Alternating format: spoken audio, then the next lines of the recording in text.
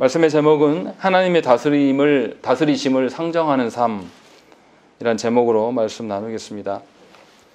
오늘 우리가 읽은 25장, 26장, 27장은 욥의 세 친구들의 대화의 마지막 부분입니다.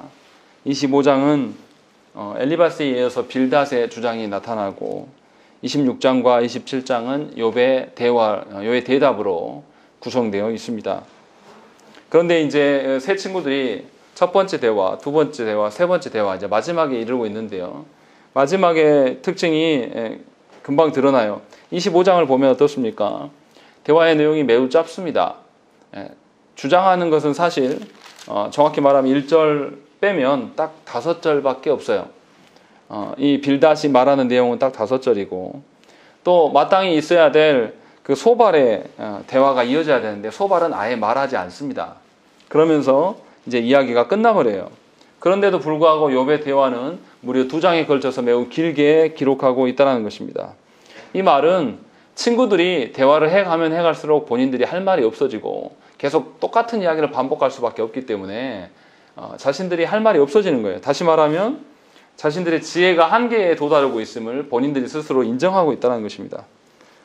그래서 이제 빌닷의 말을 들어보면 매우 우리가 익숙한 말씀을 아주 짧게 이야기합니다. 2절, 3절 말씀 보시면 하나님은 주권과 위엄을 가지셨고 높은 곳에서 화평을 베푸시느니라. 그의 군대를 어찌 계수할 수 있으랴. 그가 비추는 광명을 받지 않은 자가 누구냐. 이렇게 말하면서 하나님의 크고 높으심을 강조합니다. 어느 누구도 하나님의 위대하심을 측량할 수 없고 또 그것을 알 수 없다라는 것을 이야기를 하고 있죠. 그렇기 때문에 사람은 하나님 앞에서 의롭게 되기를 원하는 것은 합당하지가 않아요. 하나님은 매우 크고 높으신 분이기 때문에 그 하나님 앞에서 우리가 의로울 수가 없는 거죠. 우리가 아무리 의로워져 봤자 하나님의 의로우심의 그 크기에 압도당할 수밖에 없는 거죠. 그렇기 때문에 우리가 그 의로우신 하나님 앞에 취할 수 있는 태도는 어떤 거냐면 하나님의 그 의로우심 앞에 경외로움을 갖게 되고 와 놀랍다. 우리의 어떠함을 등가하는 것이다 해서 겸손한 태도를 취할 수밖에 없다. 지금 이것을 강조하고 있는 거예요. 그래서 3절에서도 계수할 사람이 누가 있고 하나님의 광명을 받지 않고 살아가는 인간이 누가 있냐. 아무리 고통 속에 있어도 다 하나님의 다스림과 광명성에 있는 거 아니냐. 그 이야기를 하고 있어요. 그러면서 4절부터 또 6절에 무슨 이야기 합니까? 그런즉 하나님 앞에서 사람이 어찌 의롭다 하며 여자에게서 난 자가 어찌 깨끗하다 하랴 라고 이야기하는 거예요. 여기서 사람이 여자에게서 났다라고 이렇게 말하는 것은 뭐냐면 사람이 매우 유약하고 연약하며 유한한 존재임을 강조하고 있는 것이에요. 그렇기 때문에 하나님은 너무 크고 높으시고 사람은 그에 비해서 너무 초라하기 때문에 사람이 하나님 앞에서 내가 의로운 자입니다 라고 드러내기가 어렵다라는 것을 강조해요. 그리고 마지막에 뭐라고 합니까? 6절에 구더기 같은 사람, 벌레 같은 인생이다 라고 이야기를 하는 것이죠. 이런 구더기 같은 사람이고 벌레 같은 인생이 어떻게 하나님 앞에서 의롭다고 말하냐. 이 이야기를 하고 있는 거예요. 빌닷의 말이 틀린 말은 아니에요. 그런데 여기서 빌닷이 의도적으로 구더기 같은 사람을 누구를 말하고 있는 것입니까? 당연히 욥을 말하고 있는 것입니다. 욥이 네가 뭔데 하나님 앞에서 계속 네 의로움을 붙잡고 있냐. 이건 말도 되지 않는다. 지금 그 이야기를 하고 있는 거죠. 욥이 이러한 빌닷의 주장에 대해서 모르는 게 아닙니다. 욥이 이미 앞서서 9장 2절 말씀에도 진실로 내가 이 일이 그런 줄 알거니와 인생이 어찌 하나님 앞에 의로우랴. 이것을 이미 언급을 했어요. 인정하는 바입니다. 또 14장 4절 말씀에서도 누가 깨끗한 것을 더러운 것 가운데에서 낼 수 있으리이까 하나도 없나이다 라고 말하면서 하나님 앞에서 과연 우리가 의로울 수 있겠는가? 그럴 수 없다라는 것을 욥도 인정을 해요. 그렇다면 빌닷의 문제가 뭔지를 우리가 이제 알아야 되는 것입니다. 사실 빌닷은 욥에 대해서 더 이상 사실 항변할 말이 없어요. 그래서 매우 짧게 끝나버립니다. 그냥 빌닷의 주장은 뭐냐면 인간이 매우 연약하고 초라하고 벌레 같은 존재다. 그리고 또 하나님의 은혜와 중보에 대한 어떤 것을 이제 구해야 되는데 빌닷의 문제는 뭐냐면 한없는 인간의 연약함만을 강조해요. 그럼 어떻게 되겠습니까?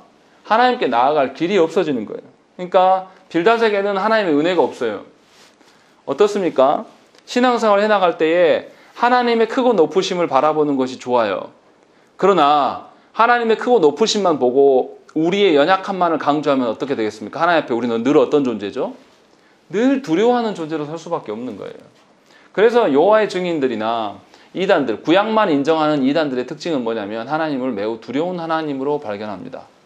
또 교회 안에서도 신앙생활의 색깔이 어떠하냐면 너무 하나님의 크고 높으심만을 강조하면 우리는 상관없는 자가 되는 거예요. 하나님은 완전 높으시고 우리는 더러운 존재. 그러면 우리가 스스로 이제 낙망하게 되는 것이죠. 빌닷의 지금 주장이 그러하다라는 것입니다. 그러니까 욥이 하나님을 향해서 말하는 것도 불결하다고 생각을 하는 거예요. 왜냐하면 욥이 어떤 상태죠? 이미 고난받고 있는 상태예요. 자녀도 잃어버리고 다 잃어버렸단 말이에요. 그러니까 남겨진 것은 초라한 것밖에 없는데 빌닷이 볼 때는 어떻습니까? 욥의 상태는 죄로 인함이란 말이에요. 지금 현재 고난받는 것은 죄다고 무조건 보는 거예요. 그러한 자가 하나님께 말하고 싶다, 하나님께 가고 싶다라고 이야기를 하니까 교만한 것으로밖에 안 보이는 것이죠. 그러니까 이 빌닷처럼 생각하게 되면 그 사람에게 은혜가 없습니다. 교회 안에서 그런 분들이 있어요. 말씀을 잘 알아서 말씀에 엄격한 기준을 적용하려고 하는 분들이 있습니다. 그것으로 구원의 어떠함을 말하고 싶어 하는 분들이 꽤 많아요. 만약에 그 엄격한 기준이라면 우리 중에 구원받을 사람이 누가 있겠습니까? 하나님은 크고 높으신데 우리는 정말 벌레 같아요. 그러면 누가 하나님과 연계될 수 있겠습니까? 그럴 수 없어요. 그래서 누가 필요하냐면 중보자가 필요합니다. 은혜가 너무나 필요하는 거예요. 그런데 이 사실을 빌닷은 모른다는 것입니다. 그냥 죄인은 죽어야 돼요. 이런 것만 이야기한다는 거죠. 그러니까 욥이 자신이 무죄해요. 자신이 죄 없이 고난받고 있는데 이것을 친구들이 절대 인정하지 않아요. 그러니까 욥이 항변하는 게 누구냐면 하나님 크고 높으시니까 벌레 같은 우리들의 입장에서는 하나님의 크고 높으심을 이해할 수 없어요. 자신도 이해가 안 된단 말이에요. 그러니까 누구한테만 항변하기를 원합니까, 욥은? 그래서 하나님께 가기를 원하는 거예요.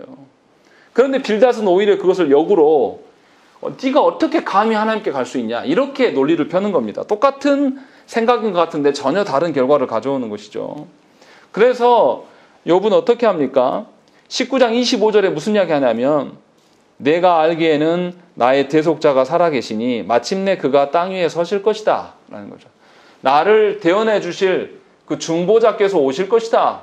그래서 나의 어떠함을 분명히 내가 죽더라도 하나님께 분명히 알려주실 것이다. 변호해 주실 것이다 라는 소망을 갖고 있는 거예요. 그러니까 욥은 끝까지 누구를 의존하고 있는 것입니까? 하나님 앞에서의 의로움을 이야기를 하는 것이지. 그러니까 자기의 의로움을 말하고 싶은 것이 아니라 하나님 앞에서의 삶을 계속 조명하면서 이야기를 하고 있는 거예요. 그래서 26장과 27장의 욥의 대답이 다 그 내용입니다. 그래서 26장에서는 욥이 이제 빌닷의 말에 대해서 이야기를 해요. 그런데 약간 다른 뉘앙스로 말합니다. 분명히 앞에서 빌닷이 말한 것처럼 하나님은 크고 높으신 분이시다. 이런 것을 부정하지 않아요. 다 인정을 합니다. 문제는 그러나 뭐가 있어요. 그 부분을 우리가 살펴야 되는 것이죠. 먼저 26장 11절부터 13절 말씀 우리 한번 읽어보시죠. 읽겠습니다. 시작. 그가 소리지신즉 하늘 기둥이 흔들리며 놀라느니라. 그는 능력으로 바다를 잔잔하게 하시며 지혜로 라합을 깨뜨리시며 그의 힘으로 하늘을 맑게 하시고 손으로 날렵한 뱀을 무찌르시나니. 예, 분명히 하나님의 그 크고 높으심을 이런 식으로 표현한 거죠. 하늘 기둥이 흔들린다라는 것이죠. 이 말은 뭐냐면 집처럼 생각을 한 거예요. 하늘을 떠받치고 있는 기둥이 흔들리고 무너지면 이 온 세계가 없어져 버릴 것이다. 무너져 내릴 것이다 라는 것을 상정하면서 이야기하는 거예요. 그러니까 하나님이 손대지시지도 않았는데 그냥 호통만 하셔도 이 모든 피조세계에 존재하는 것들의 존재가 위협을 당할 수밖에 없다라는 것을 11절에 이야기를 하고 12절에 뭐라고 하냐면 하나님의 능력으로 바다를 잔잔하게 하신다라는 거죠. 성경에서 바다는 어떤 것을 이야기하는 거냐면 사탄의 권세로 지배받는 세상을 이런 식으로 표현합니다. 질서가 없고 매우 혼란스러운 그런 상황들. 요동하는 바다를 하나님께서 잠잠하게 하시는데 그 바다의 주인이 누구냐면 12절에 라합이라고 나옵니다. 이 라합은 기생 라합을 말하는 게 아닙니다. 바다를 지배하고 있는 리워야단, 용, 뱀, 뭐 이런 것을 상징하는 괴물의 표현이에요. 그런데 그 라합을 깨트리시겠다라고 이야기하는 거죠. 누가요? 하나님께서. 그리고 13절에 하나님의 입김으로 하늘을 맑게 하시고 손으로 날렵한 뱀을 무찌르시나니 라는 것이죠. 계속 무슨 말씀을 하는 거냐면 지구상의 모든 존재하는 것들의 그 존재의 근원이 하나님이시고 하나님의 작은 호통에도 존재에 큰 변화가 있을 수밖에 없는 그런 다스리시는 분이시다. 하나님의 크고 높으심을 강조하고 있는 것이고 또 세상의 권세 잡은 세상의 기득권자들 세상을 지배하고 있는 악의 세력들이 있는데 우리가 볼 때는 그것이 굉장히 무서워요.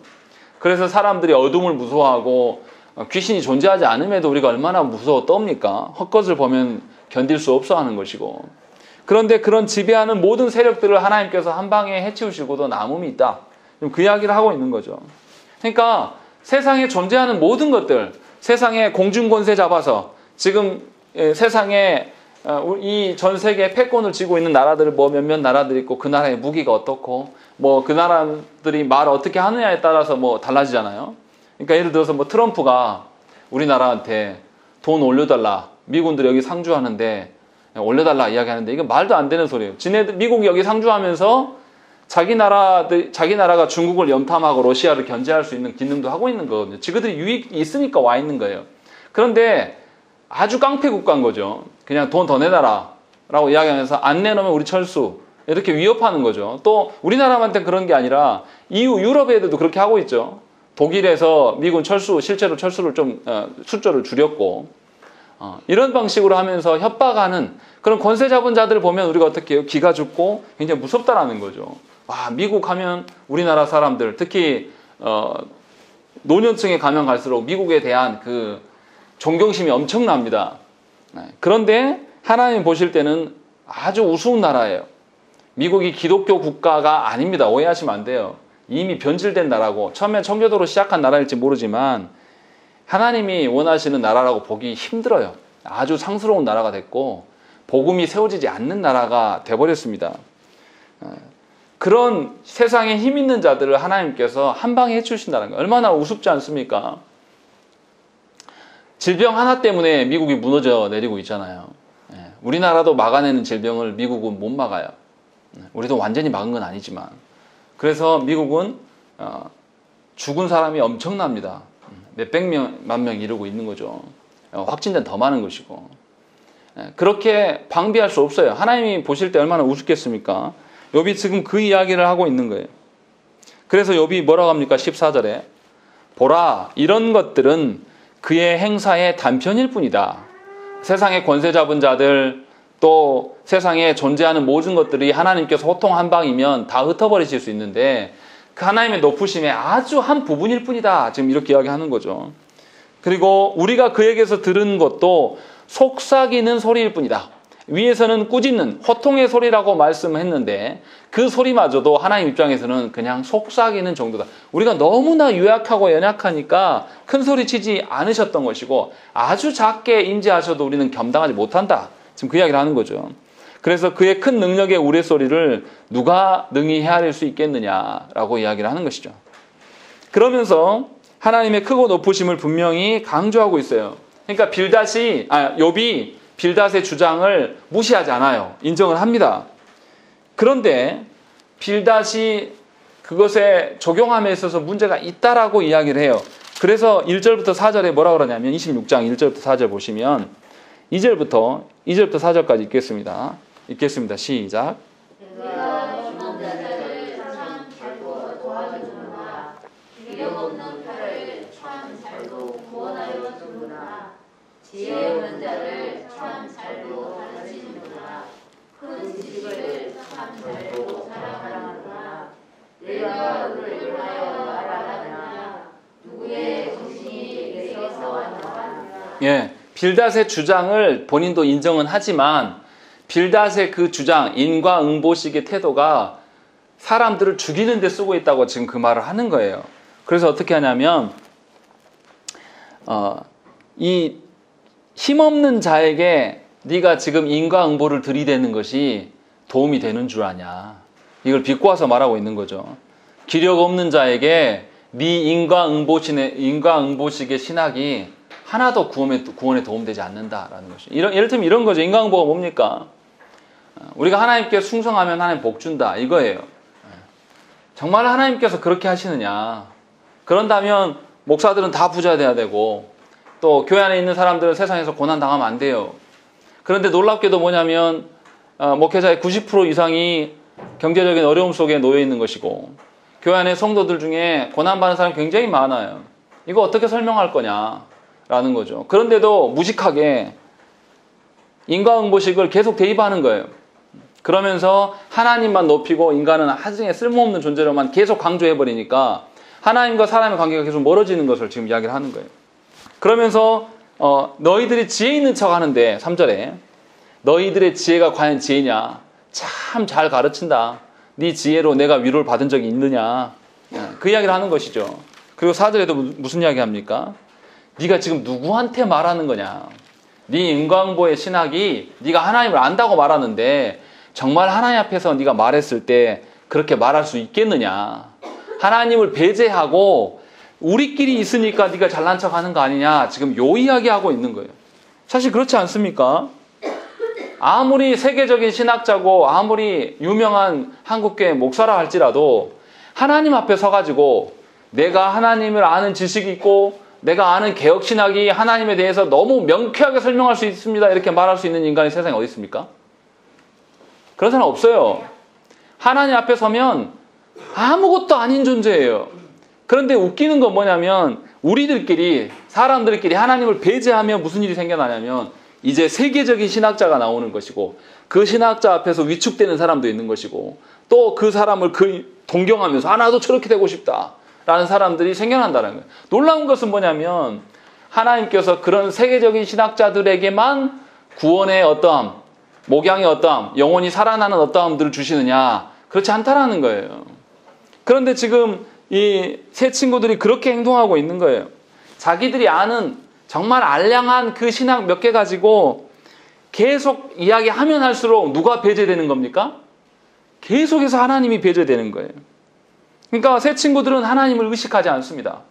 계속해서 사람들만을 의식하고 있고 자기들의 주장으로 뭐가 되고 싶은 거냐면 사람들 앞에서 의인이 되고 싶은 것을 지금 욥이 지적하고 있는 것입니다. 우리는 누구 앞에서 거룩해져야 됩니까? 하나님 앞에서 해야 돼요. 하나님을 배제하고 나서 의인이 된다는 것은 아무런 의미가 없어요. 그러니까 인생을 살아갈 때에 세상에서 사람들한테 덕을 쌓고 많은 것을 베푸고 사람들한테 인정받는 것이 하나님 나라에서 무슨 의미가 있냐 이 말이에요. 근데 놀랍죠? 우리는 어떤 교회 가기를 원합니까? 제가 작은 교회라서 이 말을 드리는 게 아니에요. 대형교회 목사라면 무조건 다 옳은 줄 알아요. 그리고 작은 교회 목사가 말하면 무조건 다 틀린 것으로 여깁니다. 사람이 많이 모이는 것이 정말로 하나님의 역사고 능력이라면 대형교회 목사들은 부패하면 안 되죠. 그런데 놀랍도록 한국교회에 대형교회들이 얼마나 많습니까? 그런데 부패하는 목사들도 꽤 많아요. 이거 어떻게 설명할 것이냐 이 말이죠. 그런데 놀라운 것은 목사님들만 그런 게 아니라 성도들도 마찬가지예요. 자기들이 교회 옮기면 어디로 갑니까? 다 대형교회로 가요. 말씀 따라서 가는 성도요? 없습니다. 저는 못 봤어요. 다 거짓말입니다. 결국은 자기 취향이 맞아야 되는 것이고 그러니까 결국 뭐 하는 거냐면 하나님을 상정하지 않아요. 하나님을 한 번만이라도 상정한다라면 목사가 설교단에서 자신 있게 설교하기 어렵습니다. 정말 두려워요. 자기가 뱉어놓은 말이 있기 때문에. 또한 성도들이 하나님 앞에서 나는 아주 목을 뻣뻣이 들고 하나님 앞에 나올 수가 없어요. 그럴 수 있는 성도가 아무도 없습니다. 그런데 놀라운 것은 한국 교회 안에 굉장히 교만하고 목이 곧은 백성들이 굉장히 많다는 것입니다. 이것은 무엇 때문입니까? 자기가 아는 몇 가지로 하나님을 배제해버리는 거예요. 이게 얼마나 웃기는 이야기입니까? 하나님이 계시는데 하나님을 자기가 아는 의로운 몇 가지 기준으로 하나님을 제거시키는 것입니다. 이런 일을 지금 세 친구가 하고 있는 거예요. 욥이 지금 그 말을 하고 있는 거예요. 야, 너희들 지금까지 이야기했는데 너희들 지혜가 진짜 참 가르칠만 하고 본받을 만하신 것이고 정확히 중요한 것은 뭐냐면 이전에 말한 것처럼 잘도 구원하여 주는구나. 너희의 그 알량한 신학이 사람들을 구원케 하냐? 나에게는 아무런 유익이 없다. 구원을 언급하고 있다는 것입니다. 이게 굉장히 핵심적인 이야기예요. 구원은 누구로부터 오는 것입니까? 삼위 하나님께서 베푸시는 은혜인 것이지 우리가 어떻게 행한다고 오는 것이 아니란 말이에요. 지금 욥은 그 이야기를 하고 있는 거예요. 그래서 계속 욥은 뭡니까? 내가 죽더라도 하나님 앞에서 어떠함을 보이고 싶고 하나님 앞에 항변하고 싶다고 계속 이야기하는 거예요. 자기를 의존하는 게 아니라 누구를 의존하는 것입니까? 삼위 하나님을 의존하면서 그 앞에 서기를 원하는 거예요. 이게 구원이란 말이에요. 우리끼리 사람들이 인정해주고 우리끼리 사람들 앞에서 의롭다고 해서 그 사람이 구원받습니까? 아니라니까요. 그거 착각하지 말라고 지금 말하는 거예요. 계속해서 이야기하는 게. 그러면서 27장으로 넘어가서 이제 무슨 이야기 합니까? 욥이 이제 풍자해서 이야기를 해요. 1절에 보시면 27장 1절에 보시면 풍자하면서 말해요. 그러면서 하나님의 크고 높으심을 또 다시 인정을 합니다. 그런데 적용을 달리 이제 해 나가는 것이죠.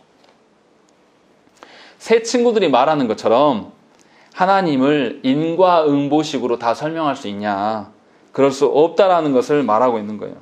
왜냐하면 욥에게 일어난 사건이 뭡니까? 인과응보로 설명이 안 되는 사건이에요. 그러니까 하나님을 설명하기 위해서는 하나님 외에는 아무도 설명할 수가 없어요. 하나님이 스스로 자기를 드러낼 수 있는 분이에요. 그렇기 때문에 하나님이 이해할 수 없는 상황을 놓이게 하시면 누구한테 물어야 됩니까? 하나님께 물어야 되는 것이 너무나 당연한 거란 말이에요. 이것을 우리에게 지금 묻고 있는 거예요. 여러분들이 고난이 있고 여러분들이 어떤 이해할 수 없는 환경에 놓이고 또 사람들과의 관계가 이해할 수 없는 지경에 빠져 있을 때 우리는 보통 어떻게 합니까? 분노하고 화를 먼저 내죠. 그리고 좀 정신을 차려보면 그 사람한테 가서 어떻게 해보려고 한다든지 아니면 그 사람에게 친한 사람들한테 가서 막 어떻게 하려고 해요. 근데 그게 무슨 의미가 있냐고 지금 말하고 있는 겁니다. 하나님께서 우리를 다스려 가시기 때문에 우리가 이해할 수 없는 상황도 누가 조성해 주신다라는 것이죠? 하나님께서 조성하신 거라고 말씀하시는 거예요. 하나님께서 우리에게 이해할 수 없는 고난과 고통과 사람들과의 관계의 어그러짐과 내 인생과 내 팔자가 왜 이 모양인지 모르겠다라는 그런 상황이 나타나는 것은 하나님이 다스려 가시는 과정 중에 있는 것일 뿐이다. 지금 그 이야기를 하고 있는 거예요. 그럼 누구한테 물어야 되겠습니까? 하나님께 물어야 되는 것이 너무나 당연한 거예요. 그런데 5절 말씀 보면 뭐라고 되어 있습니까?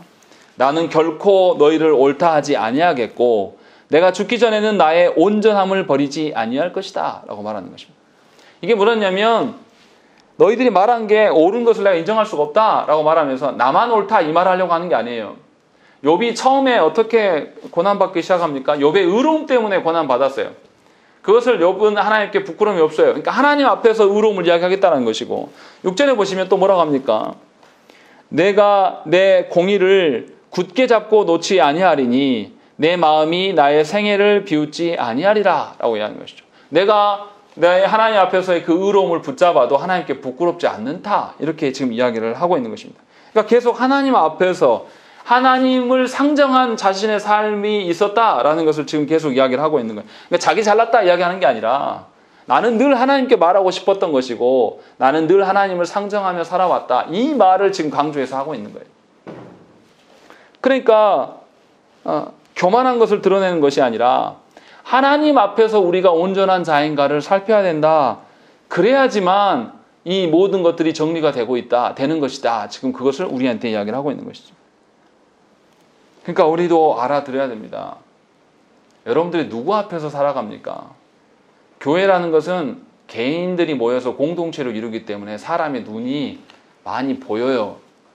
그래서 기독교 문화 중에 사람들이 있기 때문에 필요 없는 허례허식 하는 것들이 굉장히 많습니다.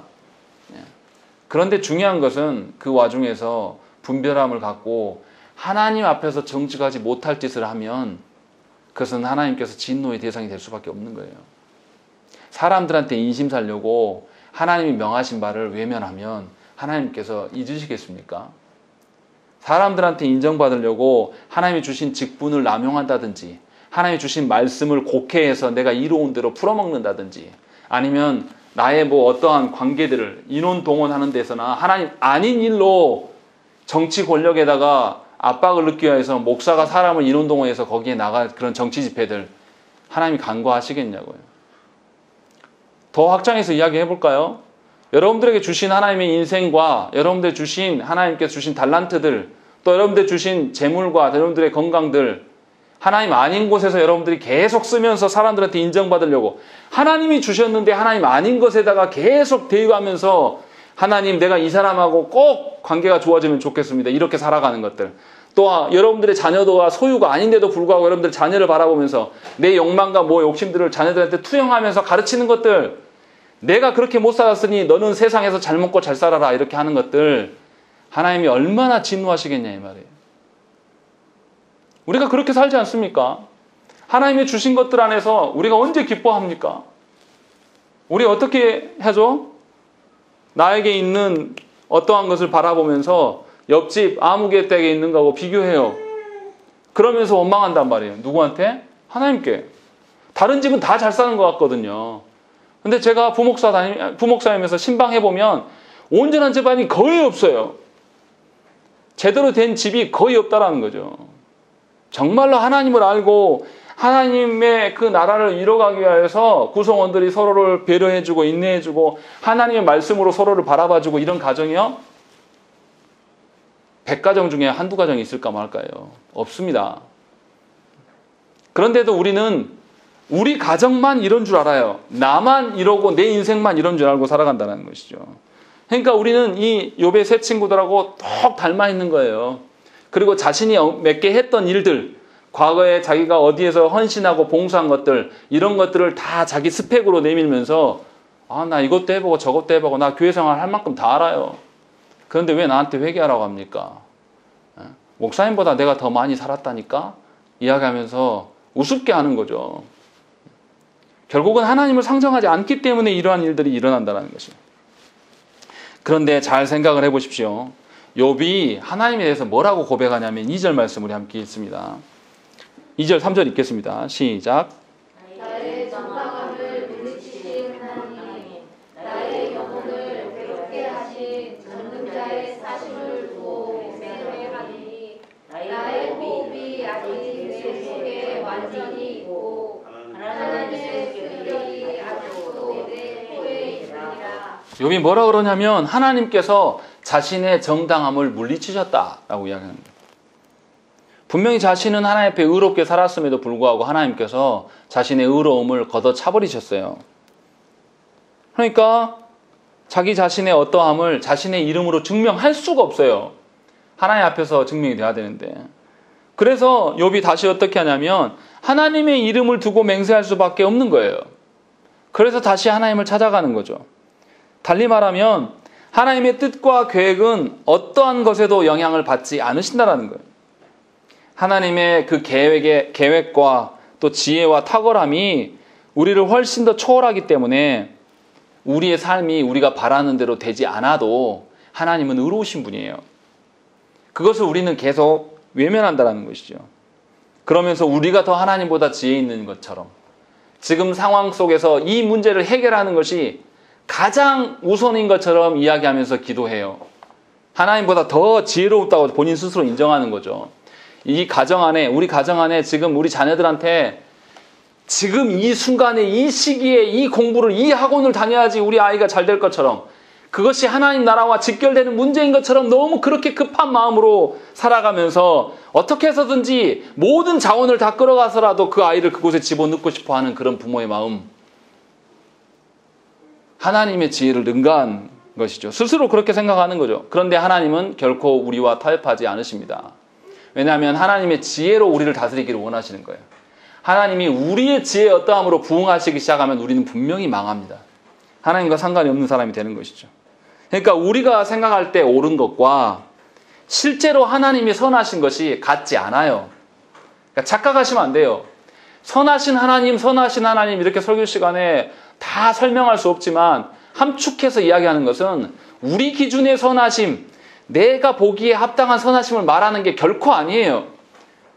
그 착각 속에서 살아가면 이기적인 인간이 되는 거예요. 하나님도 누구한테 맞춰야 되는 거예요? 자기한테 맞춰야 되는 것이 돼버리는 거예요. 그러면 어떻게 되겠습니까? 하나님이 우리 뜻대로 맞춰줘 본다고 해보세요. 그럼 우리 인생이 어떻게 되겠습니까? 우리도 이해할 수 없는 인생이 돼버릴 것입니다. 망조가 들고 하나님과 상관없는 인생이 될 거예요. 그런데 반대로 하나님이 이끄시는 인생이 되면 하나님의 선하심의 기준과 우리가 보는 것의 옳은 기준이 다르기 때문에 어떻게 하겠습니까? 우리가 예상할 수 있는 인생이 펼쳐집니까? 아니요. 예상할 수 없는 일들이 펼쳐질 수밖에 없어요. 그래서 우리가 고통스럽고 괴로운 거 아닙니까? 뻔히 예상되는 인생을 살면 힘들어할 사람이 누가 있겠어요? 우리 자녀들의 앞날이 뻔히 예상되는 너무나 순탄한, 누가 봤을 때도 다 행복한 인생을 살아가면 왜 인생의 고난과 고민과 인생 앞에 그런 애달음이 있겠습니까? 근데 이 애달음이 모두 다 갖고 있는 거예요. 다시 말하면 하나님께서 하나님의 계획하심과 하나님의 지혜로 우리를 다스려가는 것이 도리어 우리가 복이라는 것을 알아는 거예요. 그래서 욥이 뭐라고 하냐면 2절에서 나의 영혼을 괴롭게 하신 전능자의 사심을 두고 내가 맹세한다. 나의 의로움으로 맹세한다고 말하지 않아요. 나의 어떠함으로 말한다고 말하지도 않고 그러함에도 불구하고 나의 호흡이 아직 내 속에 완전히 있고 하나님의 숨결이 아직도 내 코에 있다. 지금 그 이야기를 하고 있는 거예요. 그러니까 하나님의 어떠하심대로 내가 살았는데 나 죽었냐 안 죽었냐? 안 죽지 않았냐? 너희가 볼 때에 나 죽은 것처럼 지금 보고 말하고 내가 지금 다 끝난 것처럼 말하고 있는데 나는 여전히 하나님 앞에서 계속 이야기했었던 것이고 하나님의 다스림 속에 내가 인정하고 있기 때문에 내가 죽은 게 아니다 라고 이야기를 하고 있는 거예요. 욥의 세 친구들이 어떻습니까? 하나님이 이해할 수 없는 그 다스림의 방식으로 이끌어 가실 때 자기들한테 그 일이 떨어졌으면 중내산해 했을 것입니다. 그런데 욥의 세 친구들은 어떻게 해요? 자기 일 아니거든요. 남 일이거든요. 그러니까 아주 쉽게 너 죄 때문에 그래. 너 지금 힘든 거 네 죄 때문이야. 바로 이렇게 말해버리는 거죠. 이거 우리 많이 보지 않았습니까? 우리들이 남들의 일에 대해서 남의 아픔과 고통에 대해서 얼마나 쉽게 말합니까? 아주 쉬운 것처럼 내가 오래 신앙생활 해봤는데 그때는 이렇게 해야 되는 거야. 너 하나님께 기도하면 돼. 너무나 쉽게 이야기해버린다는 거죠. 그 앞뒤 관계나 하나님께서 그에게 어떤 방식으로 지금 다스리고 계시는가를 전혀 아는 바가 없이, 다시 말하면 문제 해결을 목적으로 하나님께서 우리를 고난 주시는 것이 아니라 그 영혼을 변화시키기 위하여서 고난 주시는 것에 대해서 고려하지 않고서 우리가 얼마나 많은 사람들에 대해서 정죄하고 다 간섭하면서 선생 노릇합니까? 이것이 새 친구들이 행하는 행동과 똑같다는 거예요. 왜 그렇습니까? 하나님이 다스려 가고 계심을 인정하지 않아요. 목사님, 제가 두려울 때가 뭐냐면 하나님께서 각 성도들마다 고난과 괴로움을 주신단 말이에요. 누구나 다 있어요. 그런데 그것들을 저한테 와서 이야기할 때 제가 듣고 앞뒤 다 잘라버리고 그건 너무 뻔합니다. 기도하십시다. 이러면 쉬워요. 근데 그렇게 기도한다고 해서 그 문제가 해결됩니까? 그렇게 말할 수가 없어요. 굉장히 조심스러운 부분입니다. 그래서 그냥 기도하자기보다는 하나님의 어떠하심을 구구절절 설명을 해요. 하나님의 어떠하심을 알게 해주시기 위해서 그럴 수도 있는 것이고, 우리가 세상 속에서 세상에 빠지지 않고 하나님을 붙들기 위해서 그럴 수도 있는 것이고요. 제가 아는 성경적 지식을 동원해서 하나님이 무엇 때문에 우리를 이렇게 하시는지 잘 이해할 수 없으나 그것을 속히 깨닫게 해달라고 우리 함께 기도하자, 이렇게 두리뭉실하게 말할 수밖에 없는 거예요. 그것에 우리가 관심을 갖고 하나님께 기도해야 되는 거예요. 그러니까 욥은 어떻게 하냐면 지금 자신이 죽어가고 있는 정말로 견디기 힘든 상황인데도 불구하고 뭐라 그러냐면 자신이 살아있는 것도 하나님의 숨결에 의해 있다. 그래서 3절에 하나님의 숨결이 아직도 내 코에 있다 라고 이야기하는 거예요. 자기 힘으로 살아가는 것이 아니라 하나님의 다스림 가운데 있다 라고 이야기하는 것이죠. 그러니까 욥이 지금 이야기하는 것은 하나님의 다스리심을 계속 인정하고 있는 거예요. 이해할 수 없는 고통이, 그 처절한 상황이 자신의 이야기예요. 그런데 자신의 현실이 그러하기 때문에 3절의 고백을 할 수가 있는 겁니다. 우리는 못할 고백이에요. 그런데 이 일들을 하고 있는 거예요. 그러면서 끝까지 하나님 앞에서 자신의 의로움이 드러나기를 소망하고 있는 것입니다. 자, 대부분의 신자들이 어떻게 생각합니까? 자신이 하나님께 바르게 순종하면 우리의 현실과 육신의 문제들도 어떻게 한다고 생각하죠? 복 주셔서 아무런 문제 없을 것이다 라고 기대를 합니다. 모든 삶의 문제를 그런 식으로 바라봐요. 그런데 내가 하나님께서 순종 잘했어요. 잘한 거라고 생각을 했어요. 그런데 일이 잘못돼가지고 나한테 고통이 다가와요. 그럼 우리 어떻게 반응합니까? 아, 내가 뭘 잘못했지? 아, 내가 뭘 잘못해서 이런 일을 겪고 있지? 이렇게 하고 있는 거예요. 이게 문제가 뭡니까? 이 벌어지는 일들의 원인을 어디서 찾는 거예요? 나에게서 찾는 겁니까? 하나님께서 찾는 겁니까? 나에게서 찾는 거예요. 내가 무엇을 잘못했지? 내가 이렇게 하면 되겠지? 내가 저렇게 하면 되겠지라고 하는 것. 다시 말하면 모든 삶의 문제를 나의 잘잘못으로 판가름하는 것이 얼마나 앞에 교만한 것인가를 알아야 된다는 거예요. 이런 방식으로. 그러니까 목사가 여러분들에게 여러분들이 잘못했는데 이렇게만 하면 하나님 복 주십니다. 이렇게 말하면 안 돼요. 중요한 거는 우리가 뭐 어떻게 하는 것이 아니라 하나님의 다스리심으로 이렇게 되어져 간다는 것을 알아야 한단 말이에요. 결과가 좋지 않으면 어떻게 해요? 우리는 자신의 정성과 간절함이 부족하다라고 생각을 합니다. 그러니까 하나님의 어떠하심을 살피지도 않아요. 그냥 하나님은 계속 던져버리고 우리의 어떠함만을 계속 하는 거예요. 왜 그렇게 생각합니까? 하나님 잘못하실 리가 없고 다 내가 잘못해서 이런 거야 이렇게 생각하는 거예요. 그리고 자신을 자책하고 그 자책이 길들여진 신자로 살아간다는 거예요. 그런데 우리는 뭘 했어야 되냐면 이해할 수 없는 상황이 올 때마다 하나님께 물었어야 돼요. 하나님이 과연 어떤 분이시고 하나님께서 나를 어떻게 바라보시는가를 계속 물었어야 될 사람들입니다. 하나님께서 성실하시기 때문에 우리가 숨쉬고 살아가는 거예요. 놀랍지 않습니까? 저는 이번에 홍수를 겪으면서 뭐 피해 받은 것이 하나도 없어요. 근데 제가 교회 안에 앉아 있었는데 한 집사님이 광주에 지금 상황이 어떻습니다 하고 사진이나 동영상을 막 카톡으로 보내왔어요. 깜짝 놀랐습니다. 완전히 물바다 돼 있더라고요.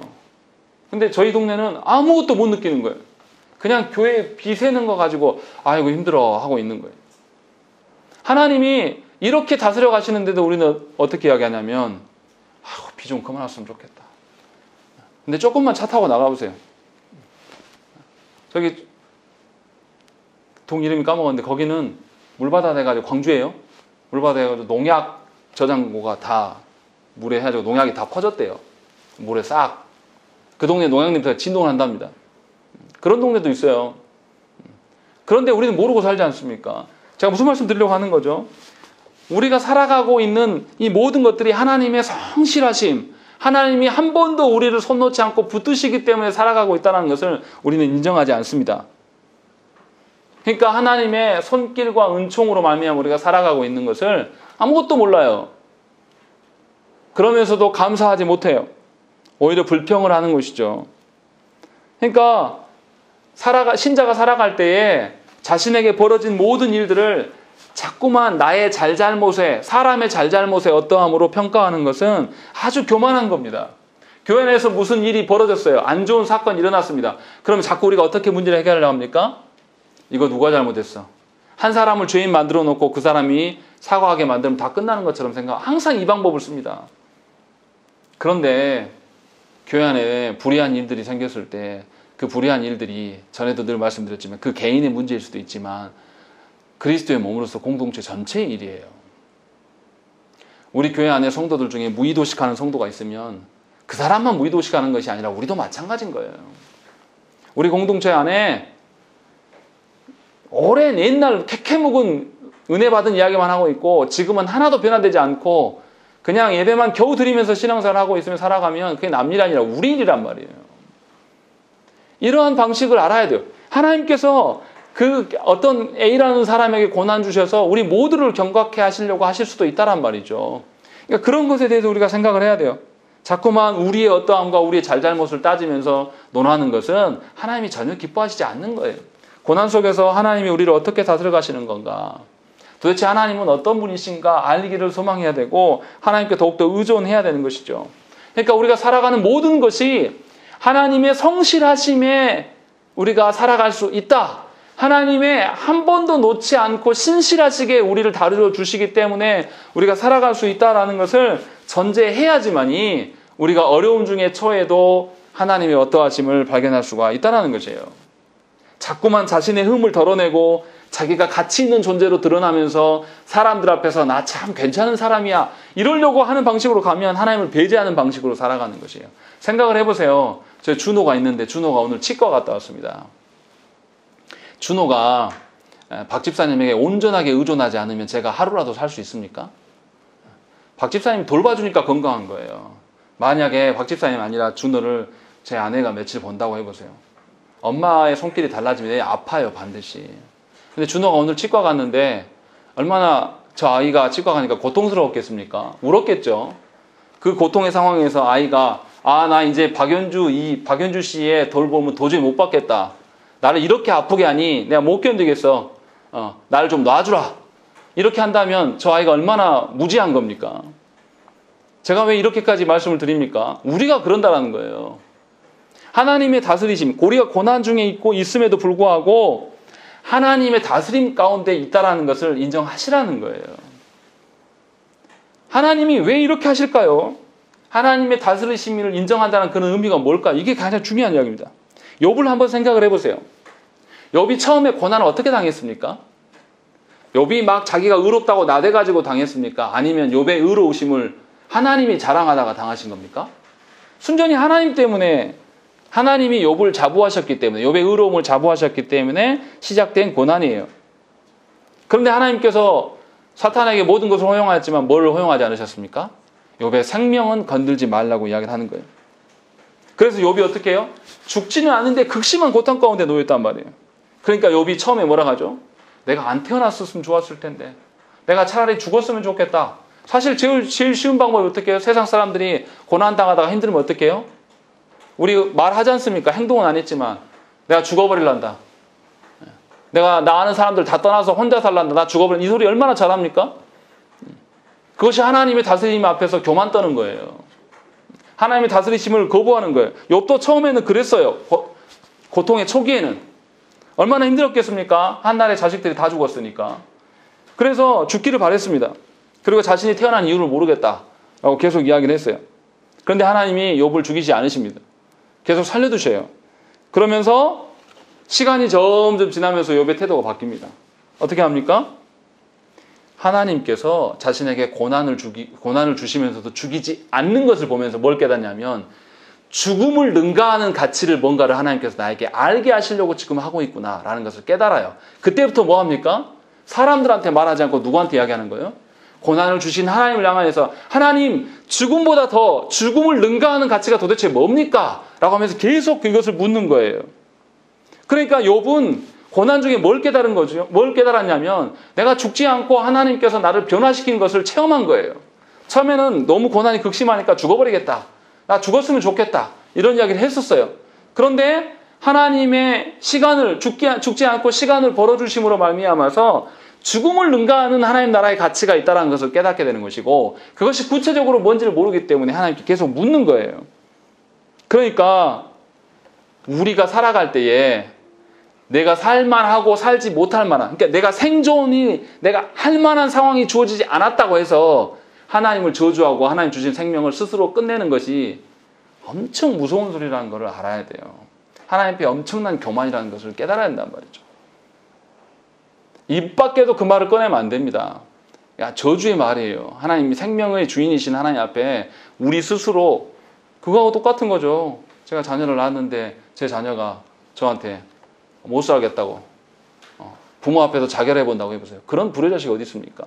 근데 우리가 그런 말을 합니까? 안 합니까? 하나님 앞에서 우리 그런 말 잘하잖아요. 아이고 죽겠네, 아이고 죽겠네, 못 살겠네, 누구 때문에 어쩌겠네. 하나님의 다스리심을 인정하지 않는다는 거예요. 욥이 이러한 것을 깨닫게 돼요. 그래서 욥이 어떻게 합니까? 고난 중에서도 계속 하나님만을 붙들고 있는 거예요. 그러니까 욥이 뭘 깨달은 거죠? 욥의 환경을 바꾸시는 하나님을 깨달은 것이 아니라 욥 자신을 바꾸시는 하나님을 욥이 깨달은 거예요. 그러니까 욥이 놀란 겁니다. 그래서 하나님께 더 묻고 있는 거예요. 하나님 죽고 싶어 했던 나를 바꾸시는 하나님을 보면서 하나님은 더 많은 지혜의 하나님이시구나. 하나님의 그 나에게 죽음을 능가하는 가치를 주고자 하는 것은 정말 무궁무진하겠구나라는 걸 깨달은 거란 말이에요. 그래서 신자에게 정말 고통스러운 상황에서도 어떻게 하라는 거죠? 죽지 말고 살라라고 하는 거예요. 하나님 주신 고난 속에서도 끝까지 살기를 위해서 애쓰라는 거예요. 하나님 영광을 위해서 살아보라고 계속 고민하는 겁니다. 왜요? 하나님께서 누구를 바꾸실 것인가? 내 상황 바꾸는 거 하나님이 어렵겠습니까? 어렵지 않아요. 제가 개척하고 나서 돈이 궁해지면 사실 무슨 마음이 듭니까? 알바라도 하러 갈까? 실제로 알바를 한 적도 있어요. 택배로 하러 나가고. 그런데 다른 목사님 때 그 꾸중듣고나는데 안 나갔어요. 근데 돈은 궁해요. 근데 하나님께서 이해할 수 없는 방식으로 채워주시더라고요. 정말 상상하지 못한 분들이 와서 주고 가기도 하고 입금해 주시기도 하고, 아예 써놨어요. 이거 교회 헌금 아니고 목사님 거라고. 이런 분들도 있고, 풍족하진 않지만 하나님께서 그렇게 늘 다스려 가시는 것을 못 견디는 거예요. 이 상황을 못 견뎌서 자꾸만 하나님의 다스리심을 인정하는 것이 아니라 자꾸만 뭐냐면 하나님을 떠나서 내 손으로 어떻게 좀 해볼까, 내 힘으로 어떻게 좀 해볼까, 자꾸 이 짓을 한다라는 거죠. 그런데 욥이 지금 우리한테 지금 이야기하는 게 뭡니까? 하나님의 다스리심 가운데 서라고 계속 이야기하는 거예요. 인내하라고 말하는 거예요. 그런데 하나님의 다스리심이 그렇게 간단합니까? 간단하지 않아요. 매우 복잡합니다. 생각을 해보세요. 하나님께서 우리를 다스려 가시는데 우리의 마음과 우리의 성격과 우리 인내와 우리의 환경들, 제가 제 자신을 보면 제 성격이나 제 인내함을 보면 정말 지랄 맞아요. 정말 수준이 완전 저질입니다. 저질. 하루에도 마음이 12번씩 바뀌어요. 그런데 하나님 놀라운 것은 뭐냐면 나의 그런 변덕스러운 그 마음을 가지고 하나님이 선하게 이끌어 가시는 거예요. 하나님 얼마나 바쁘시겠습니까? 제가 하루에도 이랬다가 저랬다가 막 마음을 요동치는데 그 마음을 다독이셔가지고 하나님이 다 대비해가면서 이끌어 가시니까 변덕스러운 나보다 더 바쁘신 하나님이란 말이에요. 그렇게 나를 돌보고 계신단 말이에요. 그러니까 하나님의 다스리심을 우리가 아주 쉽게 몇 가지 신학 가지고 우리가 그것을 하나님 다스리심은 이런 거야 이렇게 설명할 수 있습니까? 그렇게 하면 됩니까? 안 되는 거예요. 그러니까 하나님의 다스리심을 알아가기 위해서 우리가 뭐 하는 거죠? 성경을 계속 공부하는 거예요. 뭐 하려고요? 문제 해결하려고 하는 게 아니라 나를 변화시키셔서 고난 중에서도 하나님의 죽음을 능가하는 가치를 보게 하시기 위해서 하나님께서 우리를 이끌어 가심, 그 다스리심을 조금이나마 알아가려고 그래서 말씀을 배우는 거예요. 그러면 하나님에 대한 지식들이 늘어날 거 아닙니까? 하나님에 대한 어떠함이 알게 되면 하나님에 대한 신뢰가 커질 수밖에 없는 거예요. 그런 방식으로 살아가는 거예요. 그래서 시편 139편에서도 다윗이 이렇게 말합니다. 여호와여, 주께서 나를 살펴보셨으므로 나를 아시나이다. 주께서 내가 앉고 일어섬을 아시고 멀리서도 나의 생각을 밝히 아시오며 나의 모든 길과 내가 눕는 것을 살펴보셨으므로 나의 모든 행위를 익히 아시오니 여호와여, 내 혀의 말을 알지 못하시는 것이 하나도 없으시니이다 라고 이야기합니다. 다윗이 왜 성군 소리를 들었습니까? 다윗이 자기 장인한테 쫓기면서 자기 장인이 던진 무기에 2번이나 죽을 뻔했어요. 그래서 도망 다닌단 말이에요. 그런데 장인을 죽일 수 있는 기회가 2번이나 있었는데 죽이지 않아요. 왜요? 장인을 존경함이 아니에요. 하나님이 주신 왕권에 대한 존경함이기 때문에 결코 죽이지 않습니다. 얼마나 그 마음이 요동을 치고 유혹했겠습니까? 이 사람만 죽이고 나면 내가 발 뻗고 편히 잘 수 있는데. 그런데 그것을 하지 않아요. 그러면서 끝까지 하나님의 다스리심을 소망하면서 기다립니다. 그렇게 살았기 때문에 하나님께서 다윗을 높이시는 거예요. 그리고 다윗이 자신이 궁정에 높아지자 어떻게 합니까? 하나님이 계신 처소가 천막인 것을 보면서 이건 아니다. 하나님이 계신 처소를 내가 짓고 싶습니다. 그런 선한 마음을 계속 고백하는 거예요. 낮아 있을 때나 왕이 되었을 때나 교만하지 않고 변함없이 서 있단 말이에요. 우리는 어떻습니까? 하나님의 은혜를 말하면 우리는 무책임하게 나가는 거예요. 하나님이 다 은혜로 하실 거야. 나는 할 게 없어. 이런 방식을 택해요. 또 하나님께서 우리에게 책임을 요구하면 우리 어떻게 해요? 아이고 죽겠네. 왜 책임질 것이 이렇게 많은가? 왜 인생이 이렇게 고달픈가? 우리는 하나님이 은혜를 주시면 은혜를 주신 대로 불평하고 하나님이 책임을 요구하시면 책임을 요구하신 대로 또 거기서 불평하고 있는 거예요. 균형이 없단 말이에요. 하나님이 은혜를 주시면 우리는 뭐 해야 됩니까? 하나님이 주신 책무에 대해서 생각을 해야 돼요. 하나님께서 책무를 주시고 우리에게 쪼우시면 하나님이 그래도 우리를 은혜로 이끄시기 때문에 내가 감사함으로 이 일을 감당했다. 이런 마음이, 그 균형이 우리 안에 있어야 되는데 하나님의 선하심과 다스리심 가운데 우리는 늘 변덕스럽게 서 있다는 것이죠. 그러면서 우리는 뭐라고 변명합니까? 하나님 우리는 연약해요. 하나님 우리는 아무것도, 그때 이 단어를 쓴단 말이에요. 얼마나 교만하고 가증스럽습니까? 하나님의 어떠하심에 맞춰서 나를 생각하려고 하는 게 아니라 하나님이 은혜를 이야기하면 율법으로 피하고 하나님 율법으로 지적하시면 은혜를 달라고 이야기하고 우리는 그런 존재란 말이죠. 하나님의 다스리심을 인정한다는 것은 하나님이 우리를 다스려갈 때 내가 기분이 좋고 살만할 때만 다스리시는 하나님이 아니라 내가 죽어가고 있는 상황 속에서 아기 엄마가 어떻습니까? 애가 아파서 눈물 짓고 울고 있으면 아기 엄마가 어떻게 해요? 더 울어요. 근데 아기가 불안할까봐 울음을 참아가면서 아이가 펄펄 끓는 아이를 위하여서 한숨도 못 자고 더 바쁘게 분주하게 자기의 마지막 빗방울까지 다 쏟아낼 정도로 그렇게 돌보는 거죠. 그래서 아이가 자라가면서 사람 되지 않습니까? 하나님께서 우리를 그렇게 바라보신단 말이에요. 우리가 아프고 괴로워서 하나님께 눈물 지을 때 하나님은 더 아파하시면서 우리를 살피고 계시는 거예요. 자녀가 아파할 때 견딜 수 있는 부모가 세상에 어디 있습니까? 저 자녀가 잘 되기를 바라면서 부모가 아픈 마음으로 매질하지 않습니까? 이 나쁜 습관을 고쳐주려고 때리면서도 마음이 아파요. 그런데 인내해야죠. 사람 새끼 만들려면. 그래서 매질하지 않습니까? 하나님께서 우리를 다스리실 때는 우리보다 더 아파하신단 말이에요. 우리를 어떻게 구원한 자들이기 때문에. 당신의 아드님을 내어주셔서 우리를 구원해낸 자녀들인데 우리를 버리시겠냐 이 말이죠. 그러니까 우리의 고난 중에서 하나님은 여전히 우리를 다스리고 계시는 것을 늘 기억하셔야 돼요. 나보다 더 아파하시며 나보다 더 괴로워하실 그 하나님, 그리고 나를 변화시키셔서 죽음보다 더 큰 가치를 우리에게 부여하시고 그런 가치를 누리게 살게 하시기를 원하시는 그 하나님을 상정하면서 살아가야 되는 거예요. 어떠한 삶에 있어서도 하나님의 창조자 되심과 하나님의 구원자 되심, 그리고 하나님의 이끄심은 내가 이해할 수 없지만 분명히 선하심이다라는 그 신뢰가 우리 가운데 있어야지만 우리가 하나님을 의지하며 살 수가 있는 것입니다. 맨날 제가 입 아프게 하나님을 의존하십시오, 하나님을 의지하십시오, 그래서 기도하십시오 계속 이야기해도 바뀌지 않는다는 건 너무나 잘 압니다. 그러나 제가 그럼에도 불구하고 이렇게 외칠 수 있는 이유는 뭡니까? 바로 하나님께서 여러분들을 다스리시기 때문에 외칠 수 있는 거예요. 저의 근거는 거기에 있습니다. 여러분들의 근거도 바로 그곳에 있어야 된다는 것입니다. 여러분들의 인생과 여러분들의 가정을 보면서 절망하지 마십시오. 하나님은 분명히 바꾸실 하나님이시고 하나님 분명히 하나님의 가정으로 이끄실 하나님이시기 때문에 우리를 불러내신 거예요. 그렇다면 우리가 더더욱 하나님 알기를 힘쓰고 하나님께 간구하셔야 됩니다. 여러분들의 처지와 상황에 유혹당하거나 속지 마십시오. 하나님 그것에 매이시는 하나님이 아니십니다. 우리 함께 기도하시겠습니다.